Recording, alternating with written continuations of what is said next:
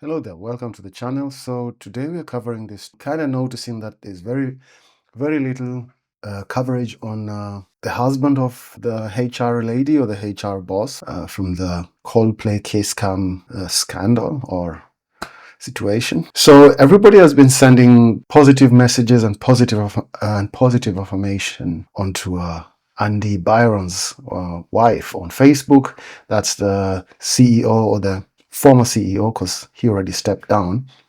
Now, I've noticed that nobody has, there's very few coverage, or there's very little coverage about the husband of the HR lady or the HR mistress, and it's very telling. It's like it's showing a very interesting dynamic as far as the media is concerned. It's showing a very double-sided kind of situation. Nobody cares. Nobody cares that this guy he's also married to this chick, and it's like the whole focus is on the Andy Byron guy, the CEO. And on this other side, there's this other lady here who has a whole family and is also married, and apparently married to one of the wealthiest families in Boston. It kind of feels like there's a double standard here in terms of who deserves sympathy, and it seems that that's how I'm looking at it. It seems that this guy, being being a rich white guy, it's like nobody gives an F. Anyway, so I was surfing around and I bumped into this New York Post article that goes into this, and it talks about how the HR exec in the Coldplay cheating scandal is married into one of the oldest, wealthiest families in Boston. The Cabots speak only to gods. Jesus Christ. There's even a folklore on her last name, or her husband's last name, or her husband's name, which basically indicates old money. So she basically threw away old money to get in bed with new money. It looks like she's a social climber, but again, it's hard to figure out what the motivations were in terms of what she did. But it kind of looks like, I don't know, maybe this is how she rolls. This is how she gets down. So the HR executive at the center of the viral infidelity scandal is married to one of the oldest and wealthiest families in Boston. Kristin Cabot, who is on leave from her job at Astronomer following the embarrassing caught on Jumbotron incident last week, appears to be married to privateer ram owner Andrew Cabot, according to social media posts. So this is her husband, who's the CEO of privateer ram. So he's the husband of, or soon-to-be ex-husband of Kristin Cabot. And so the article continues. So the allegedly jilted husband touted his family lineage as a sixth-generation owner of the long-standing ram brand founded by original Andrew Cabot. So the Cabot fortune spanned generations and was estimated at $200 million in 1972 New York Times profile of the family.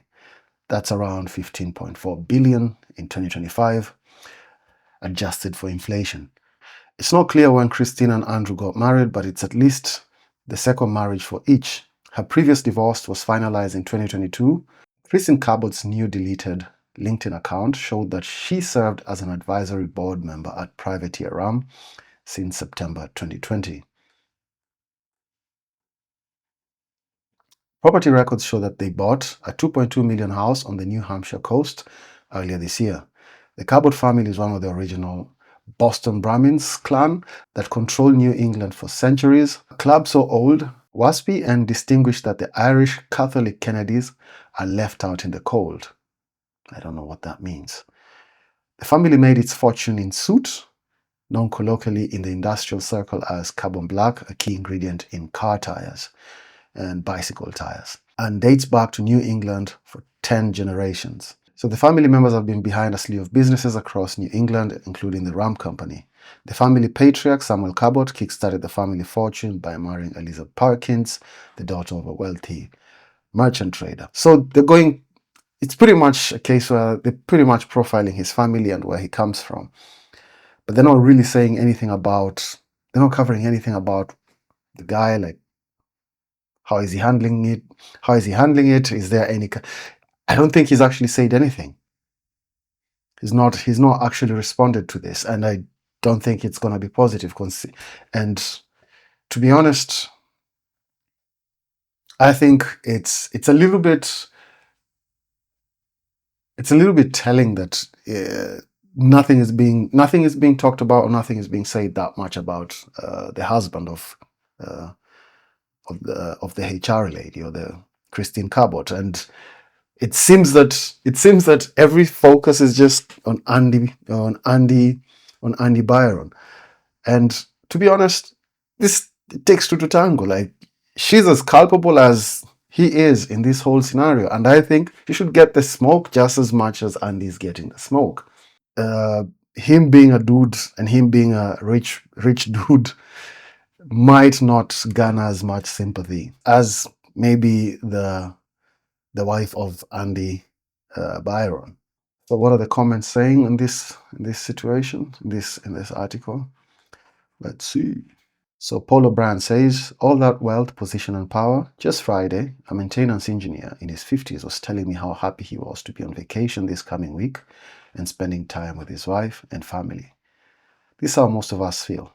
I imagine wealth can be a poor substitute. Andy Byron's wife needs to be screened for STD. Kristin Cabot is a total 3 or 4. So 3 or 4, if my street lingo is correct, means she gets around. So this guy says she was married to her first husband and started working as HR advisor for this rich CEO of the RAM company. That's the current husband. She divorces the first husband and marries the second husband. Oh shit.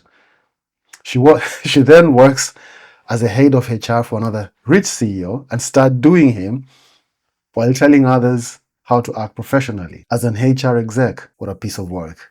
I think this is just speculation, but the whole thing kind of ties up in a way. It looks like she's jumping from one CEO to the next one, to the next one, to the next one.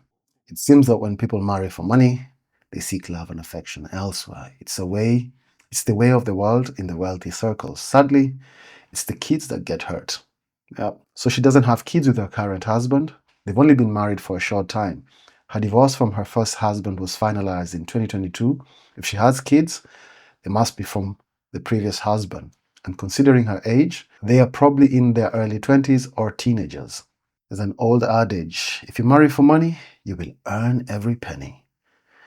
Yeah, true. There's nothing like free money, I've come to realize. And this is something a lot of people, especially chicks who sought after or seek wealthy men, think that you can just marry for money and things will just be like smooth, and like you will pretty much get an easy life. And the truth is, no, you will earn everything, every single penny, and chances are it's gonna be with your psyche. Sometimes some of these like big, large amounts of wealth that people aggrandize, they don't come easy.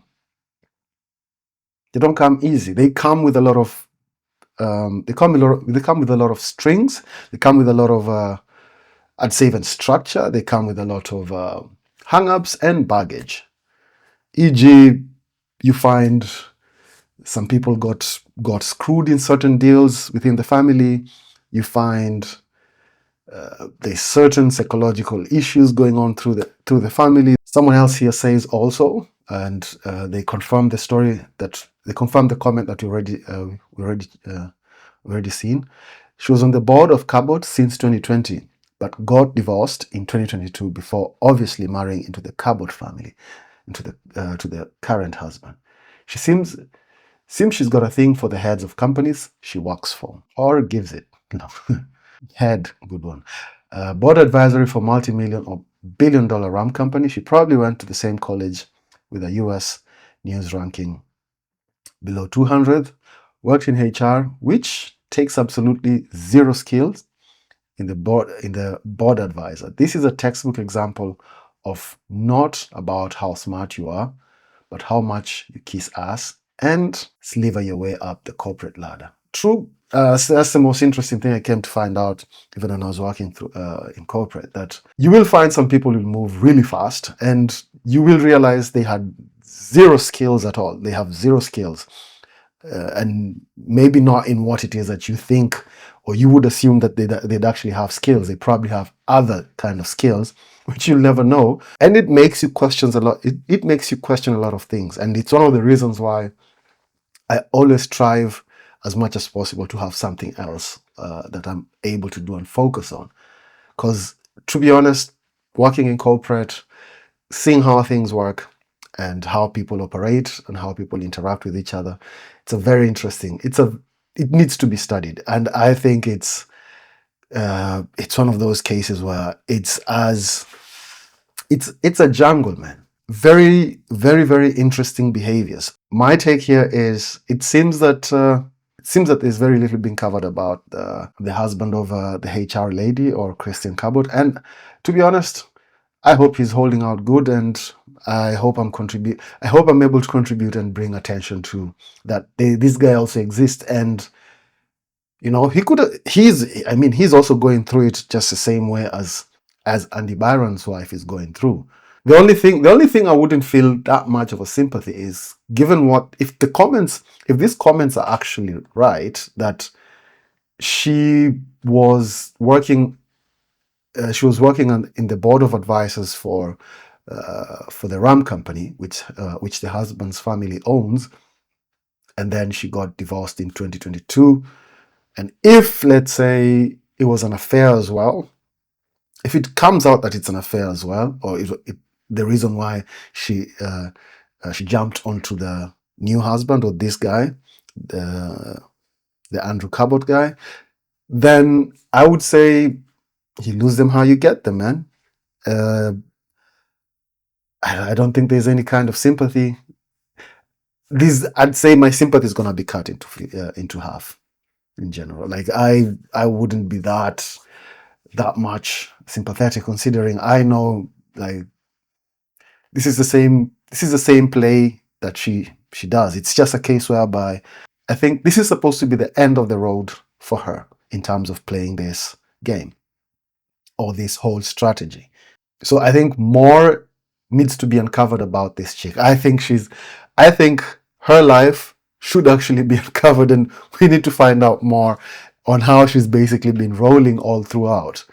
And I would think, before she even got to the CEOs, I would think she's come up through the ranks, you know, and she's perfected a certain kind of play to be able to get to where it is. I don't think she just got to a situation where she's like, okay, hey, here I am, I have CEOs around me, let me just get around. No, I think she came from down there, man. She came up. She walked through the ranks. I would not be shocked that she walked through the ranks, literally. And she did her job properly. Anyway, so that's my take. Thank you for watching. See you on the next video.